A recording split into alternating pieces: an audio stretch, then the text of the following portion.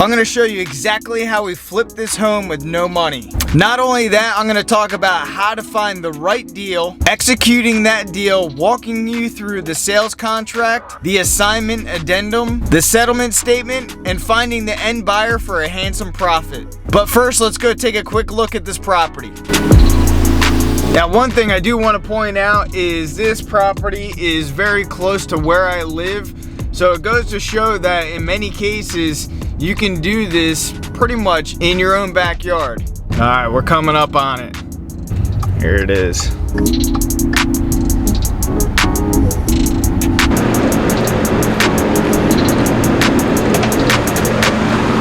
This property was so great, they tore down the house. Let's get back to the condo so I can show you exactly what we did to make this transaction happen and how you can flip your first home at no money out of pocket.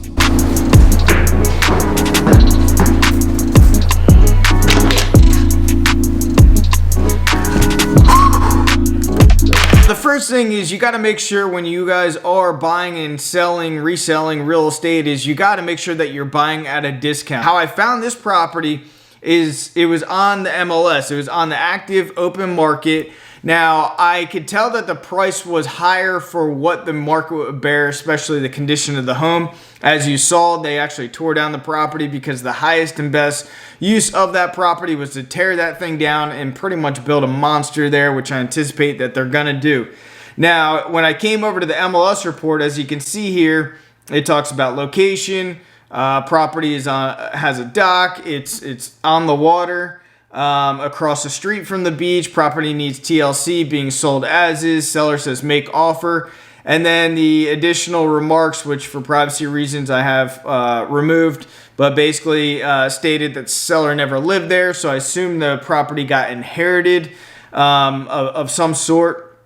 I did find out that they previously had it rented as well, so I don't know the whole scope of the seller situation on this because it was listed with a real estate agent. Now, the property, the pictures in the MLS, there were only 3 pictures as well, and I went out, took a look at the property, and I was like, you know, at the right price, this thing could do really well if you fixed it up and flipped it, but I knew that at the right price, there was opportunity. Now, this video is not about how to find the right properties and the right deals. I've done other videos on this channel like that, but for example, Prop Stream, which is another video that I did in terms of finding distressed sellers, where you're creating a win-win situation where somebody really has to get out of a property. It's a distressed situation.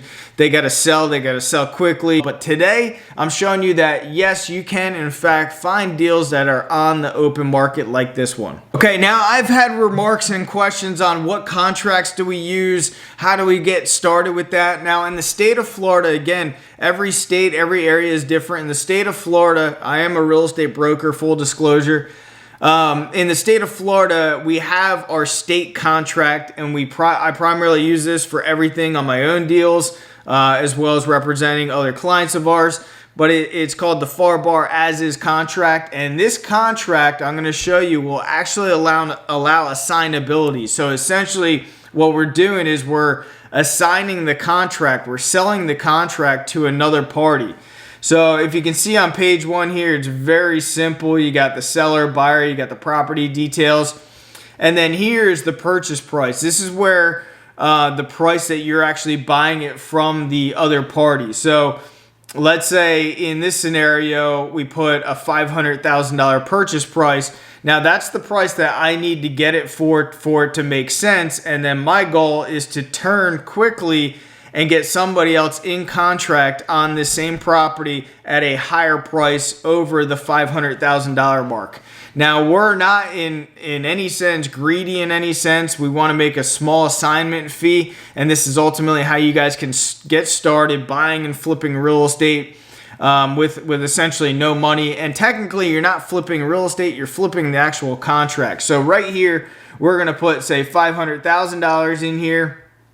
And then the escrow, you can put 3 days, you can put 5 days. It just depends on how quickly you're going to be able to get somebody else lined up to be the assignee of the contract, to take on this contract. And we're actually going to utilize their escrow deposit for this contract. So if you need a little bit more time to procure and find that buyer, which we're going to talk a little bit later on, then it's important that you put adequate time for the escrow. So you can put 5 days, 7 days for the initial escrow amount. Hey, if you got value out of this, please hit that like button. We're going to put the close date right here.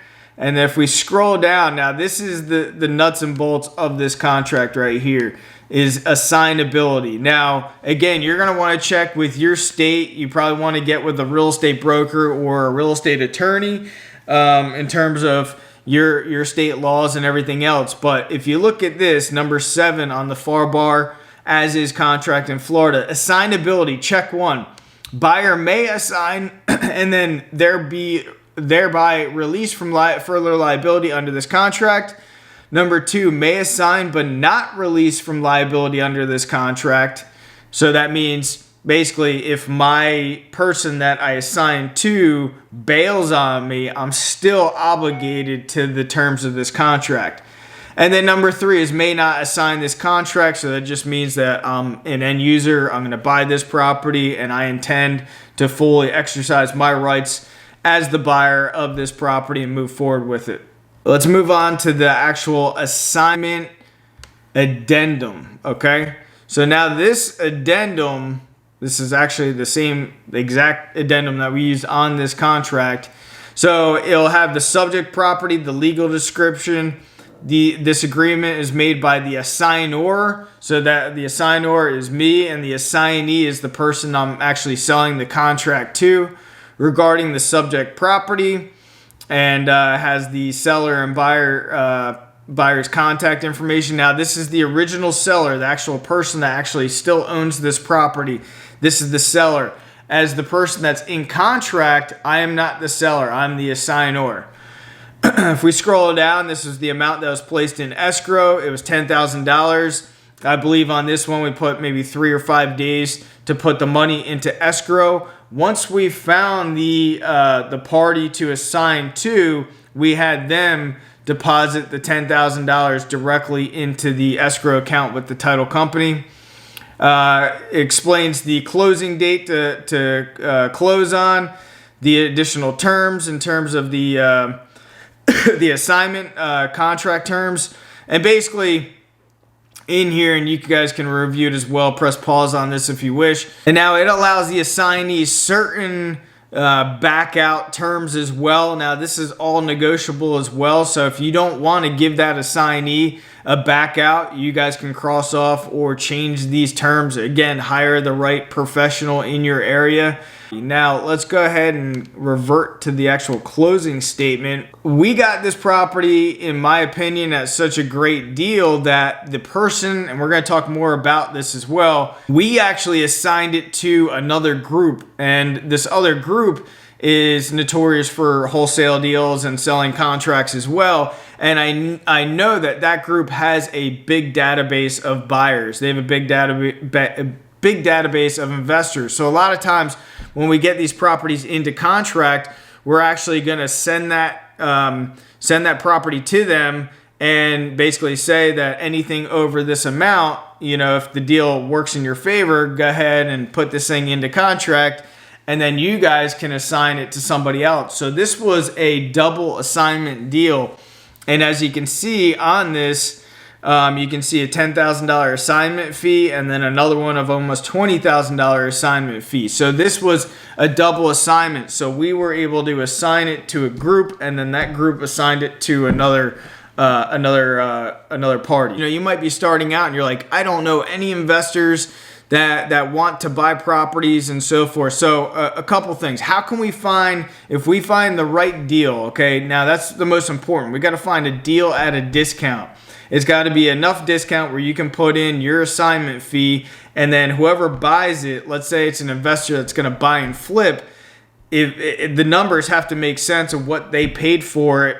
And then the basically when they fix it up and they flip the property, they have to make enough spread there as well. So you got to get the right deal. Once you have the right deal in place, now you got to find that investor. Now, for one thing, I would start with people that you know. Who do you know anybody that has interest in buying and renting out a property, or maybe buying and flipping? If you do, find out what properties they're interested in, the type of property, as well as the location. Now, if you do not know anybody, my suggestion is reach out to other wholesalers like on this deal. This is why I brought this deal up. And that group, I know these guys, and they're prominent in this area, and they do really well, and they do thousands and thousands of real estate deals like this. And their database of investors is enormous. So when they got this property, they immediately did a mass email to their database. So if you can get in with certain wholesale groups, you guys can get these properties in front of their databases. Now, this can be done with a simple social media search. So if I come onto Facebook here and I type in real estate investor group, I'm going to do Southwest Florida.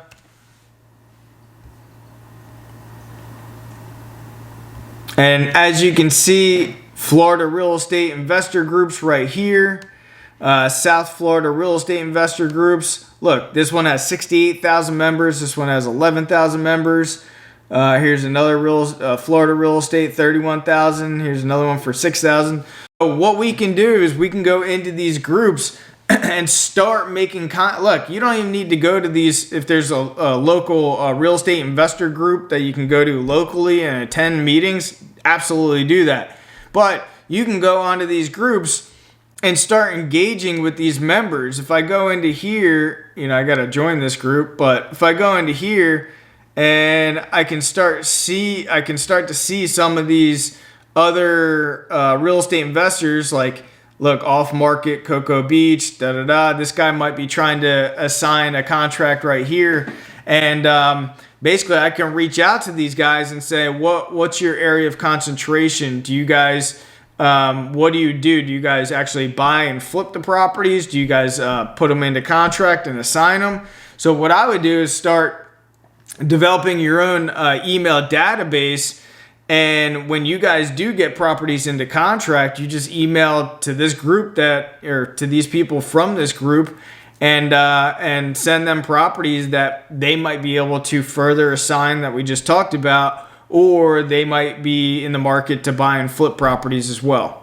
And then there's other grassroots stuff like Bandit Signs, where you can put these on the corner of streets. And honestly, if you start calling on some of the Bandit Signs as well, those are probably other wholesalers or contract flippers as well. So you can develop your database. But also, if you get a property into contract, you can put those Bandit Signs out saying motivated seller, must sell, fixer, fix and flip property, certain key terms, and people will start calling you, and then you can develop your database from those sign calls as well. If you guys have any questions pertaining to this and what we went over, go ahead and drop a comment below and let me know your thoughts. Thanks a lot for being here.